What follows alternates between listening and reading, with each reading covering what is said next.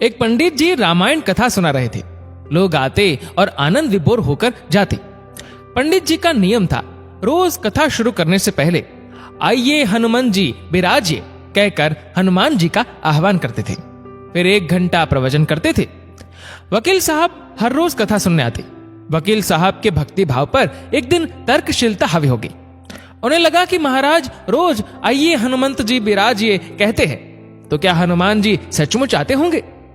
अतः वकील साहब ने पंडित जी से पूछ ही डाला, महाराज जी आप रामायण की कथा बहुत अच्छी कहते हैं, हमें बड़ा रस आता है, परंतु आप जो गद्दी प्रतिदिन हनुमान जी को देते हैं उस पर क्या हनुमान जी सचमुच विराजते हैं?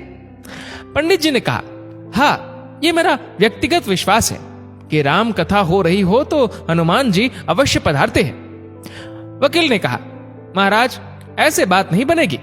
हनुमान जी यहाँ आते हैं इसका कोई सबूत दीजिए। आपको साबित करके दिखाना चाहिए कि हनुमान जी आपकी कथा सुनने आते हैं। महाराज जी ने बहुत समझाया कि भैया आस्था को किसी सबूत की कसौटी पर नहीं कसना चाहिए।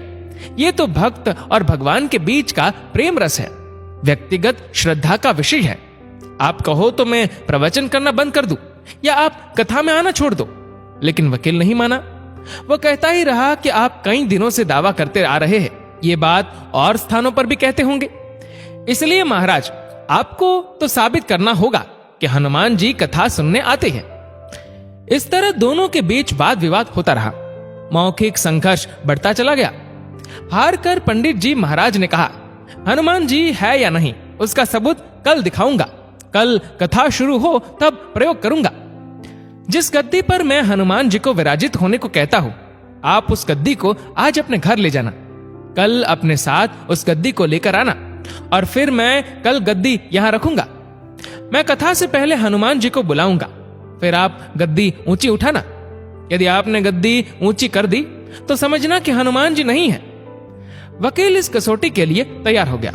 पंडित जी ने कहा, हम दोनों में से जो पराजित होगा वह क्या करेगा इसका निर्णय भी कर ले, ये तो सत्य की परीक्षा है।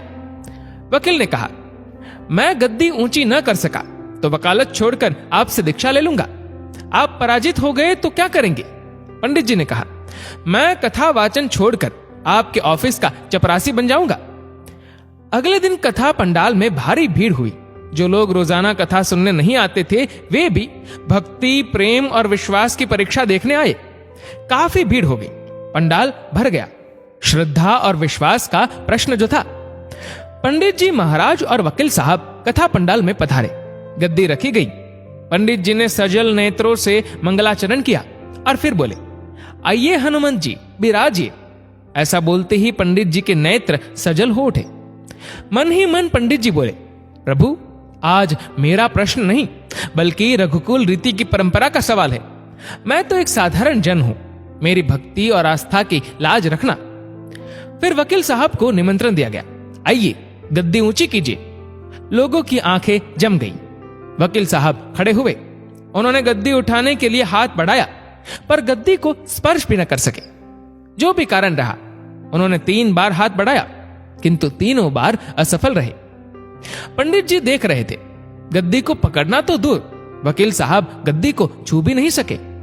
तीनों बार वकील साहब पसीने से तरबतर हो गए। वकील साहब पंडित जी महाराज के चरणों में गिर पड़े और बोले, महाराज गद्दी उठाना तो दूर, मुझे नहीं मालूम कि क्यों मेरा हाथ भी गद्दी तक नहीं पहुंच पा रहा है, अतः मैं अपनी हार स्वीकार करता हूं। कहते हैं कि श्रद्धा और भक्ति के साथ की गई आराधना में बहुत शक्ति होती है। मानो तो देव नहीं तो पत्थर। प्रभु की मूर्ति तो पाषाण की ही होती है, लेकिन भक्त के भाव से उसमें प्राण प्रतिष्ठा होती है तो प्रभु विराजते हैं। दोस्तों, आपके इस वीडियो के बारे में क्या राय है नीचे कमेंट करके जरूर बताएगा। और अगर आपको वीडियो अच्छा लगा हो तो वीडियो को लाइक करेगा, शेयर करेगा ज्यादा से ज्यादा लोगों तक। और ऐसे ही और भी इंस्पिरेशनल वीडियोस के लिए सब्सक्राइब करें हमारे यूट्यूब चैनल को और फेसबुक पर फॉलो करें हमारे पेज को। धन्यवाद।